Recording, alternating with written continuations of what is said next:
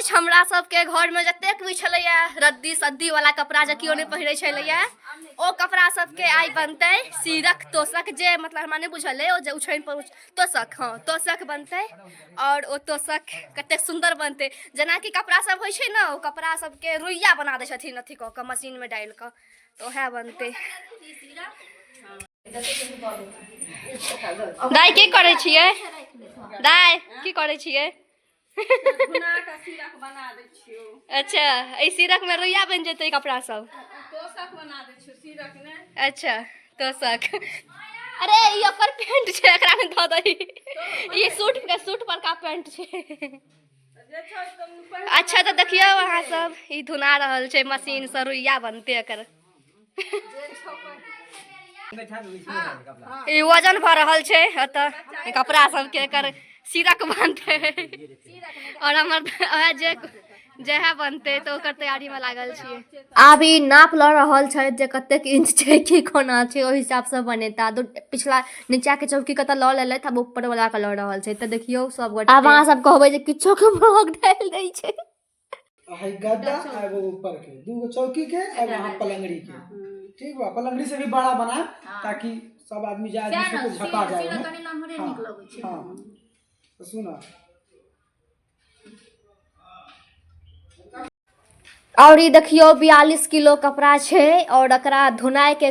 प्रक्रिया शुरू भ गेलै अब और ई धुनेते के रुइया बनते पूरा के ई मशीन में डालला के बाद रुइया बना दै छथिन ई सब अहू सब के गांव में त एते हता ई वाला सब त मतलब ऐसा ई सीख मिले छै जे कोनो भी चीज बेकाजक नहीं होई छै मतलब कि फटल पुरान कपड़ा सब राखल घर में छले ओ हमरा सब के काज पड़ गेल है और ओहो मतलब बहुत निक काज पड़ल है सीरक जे कि जाड़ में आराम से सुतब मस्त और तोशक जे में गद्दा के काजे हट गए अपन देखियो रुइया बन रहल छै अब रुइया कते निक से निकल रहल छै बिल्कुल मतलब असली रुइया जगह लाग रहल छै देखियो देखियो कते मस्त उड़ रहल छै अरे बाप रे और ई नाक छथिन के मुंह छथिन बन लेना जैसे ओकर दक नहीं पड़ा हमरा हमहू सब अपन मुंह बंद क ले बन लेने छी बंद नहीं क सक बंद क लेब त फिर ब्लॉगिंग कोना करब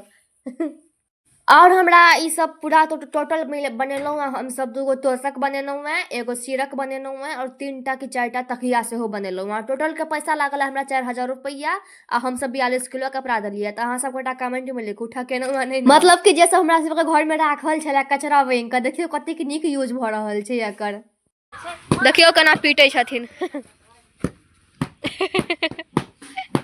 पैन डंगा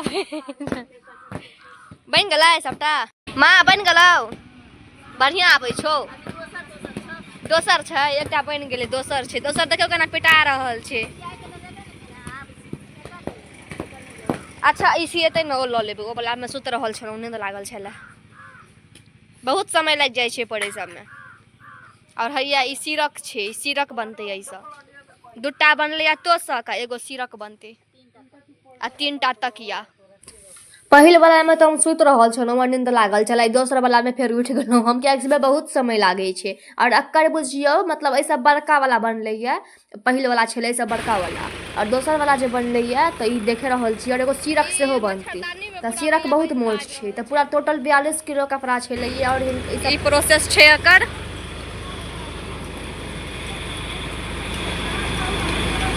मतलब कपड़ा एना कर जाइ छै एकरा बाद कपड़ा सब निकल कर एहि में आबै छै 5265 है सब कपड़ा में बनवाइए त हमरा तोशक ए कपड़ा के बना दियो हां ए में से कोनो के ई त 160 वाला है ई महंगा छै हां और सीरक हमरा ए कपड़ा में बना दियो सीरक एगो ए में तोशक दूगो ओ में से करथिन है ना से हो ठीक है रहते 42 किलो रुपया है हां त सीरक कनी बेसी मोटगर बनेती कि तोशक मोटगर बनेती सीर के मोटगर हां बराबर बना देते ना उधर अभी तनी बतिया बराबर कोनो हेतै ई दूटा चीज बनते